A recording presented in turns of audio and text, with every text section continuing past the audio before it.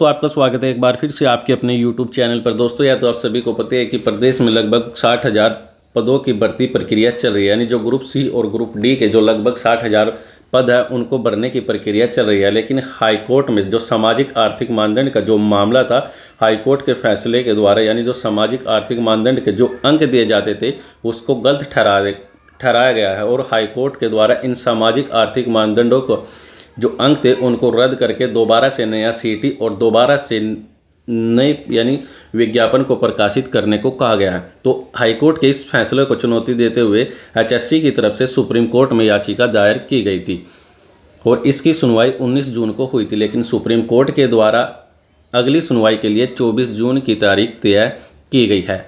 हरियाणा सरकार की भर्तियां सुप्रीम कोर्ट में सुनवाई हुई मगर अगली सुनवाई 24 जून को होगी।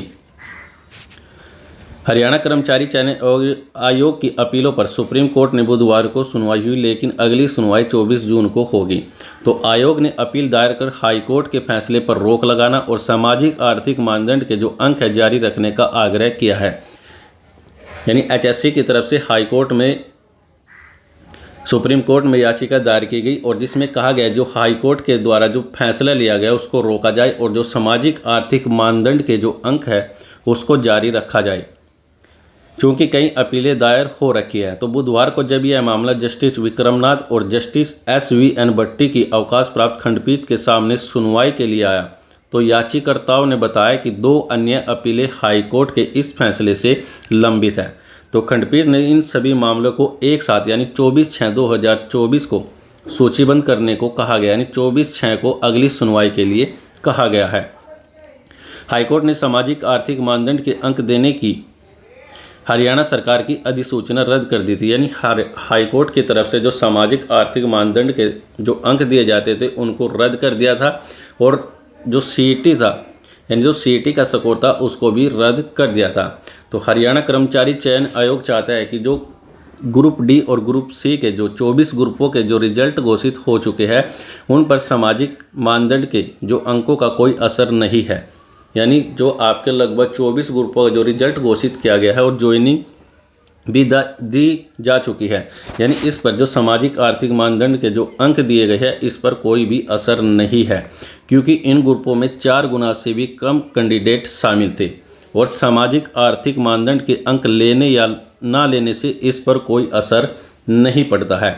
तो इसलिए इन ग्रुपों का जो रिजल्ट है ऐसा का ऐसा रखा जाए, यानी जो ग्रुपों का रिजल्ट घोषित किया जा चुका है उसको ऐसा का ऐसा रखा जाए। ग्रुप डी में सीईटी के बाद दोबारा कोई पेपर नहीं लिया जाएगा। जो सीईटी का जो आपका जो पेपर लिया गया था उसका पेपर दोबारा से यानी ग्रुप डी के लिए नहीं होता है। तो जो सीईटी के आधार पर ही ग्रुप डी में जो रिजल्ट था उसको घोषित किया गया था। यानी सीईटी के आधार पर जो रिजल्ट घोषित किया गया था उन पर उम्मीदवारों पर सामाजिक आर्थिक मानदंड के अंकों का कोई असर नहीं पड़ता, क्योंकि यह रिजल्ट बिना अंकों के जारी किया गया। यानी इसमें सामाजिक आर्थिक मानदंड के 5 अंक नहीं जोड़े गए थे, इसको बिना 5 अंकों के ही घोषित कर दिया था। तो इसका जो ग्रुप डी का जो रिजल्ट है उसको भी ऐसा का ऐसा रखा जाए। आयोग चाहता है कि टीजीटी के पदों में सीईटी का कोई भी संबंध नहीं है, यानी केवल सामाजिक आर्थिक मानदंड के अंकों का मामला हाईकोर्ट में था जिसे हाईकोर्ट ने इसे रद्द कर दिया और टीजीटी की जो परीक्षा ली गई थी उस पर भी सामाजिक आर्थिक मानदंड का कोई असर नहीं है। ग्रुप सी में खिलाड़ियों की नौकरी के लिए 3% से अलग कोटे का प्रावधान। हरियाणा सरकार ने हरियाणा कर्मचारी चयन आयोग को तृतीय श्रेणी यानी ग्रुप सी की नौकरियों में किसी भी वर्ष में पात्र उत्कृष्ट खिलाड़ियों के लिए यानी OSP और पात्र खिलाड़ी यानी ESP को 3% अलग कोटे देने का फैसला लिया है।